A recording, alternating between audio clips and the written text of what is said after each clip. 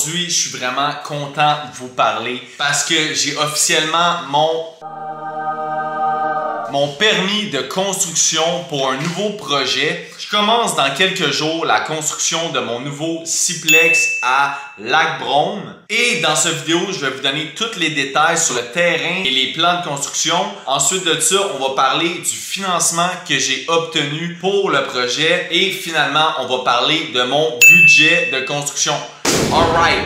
Mais avant de commencer, je dois vous parler que pour ce projet, j'ai trois objectifs principaux. Le premier, je veux réussir à terminer ma construction avant les vacances de la construction en décembre.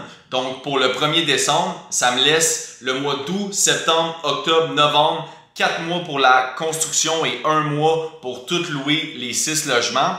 Pourquoi je veux faire ça? Pour la simple et unique raison que j'ai déjà un voyage de booké au mois de janvier puis je veux pouvoir partir la tête tranquille. Donc ça, c'est mon objectif numéro 1. Objectif numéro 2, évidemment, je veux construire en dessous de mon budget de construction. Ça, je vais vous montrer ça plus tard, mais j'ai 1 350 000 de budgété pour le projet. Puis je veux pas que ça me coûte une pièce de plus. Donc ça, c'est l'objectif numéro 2. Et l'objectif numéro 3, évidemment, ben, ça va être de faire du contenu, vous faire des vidéos comme ça qui va suivre chaque étape de la construction. Donc, si vous voulez voir tout le projet puis avoir du contenu comme ça, si vous aussi, ça vous intéresse de faire un projet de même dans le futur, abonnez-vous à la chaîne. Alright. Donc, pour commencer, parlons du terrain. Ce terrain-là se trouve à Lac-Brome, dans la petite ville de Knowlton, qui est un coin que je connais bien parce que j'ai un chalet juste à côté. Et j'ai payé le terrain 260 000 l'année dernière. Ça me revient à un coût par logement d'à peu près 40 000 la porte. Bon, le terrain, il fait 30 000 pieds carrés, mais il se trouve proche d'un ruisseau. Donc, en réalité, de zone constructible, on a à peu près 15 000 pieds carrés. Ça a été assez pour entrer 12 places de stationnement, 2 par logement, en plus d'un bâtiment de 3500 pieds carrés.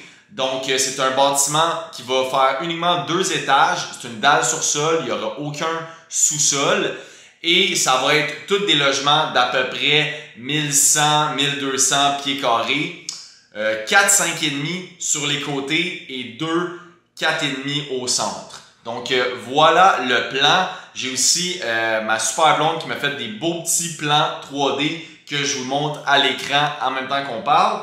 Et d'ailleurs, ces plans-là, j'ai tout fait faire ça par un architecte et ça m'a coûté proche de 8 000 $ pour mes plans. Alright, deuxième sujet, parlons du financement.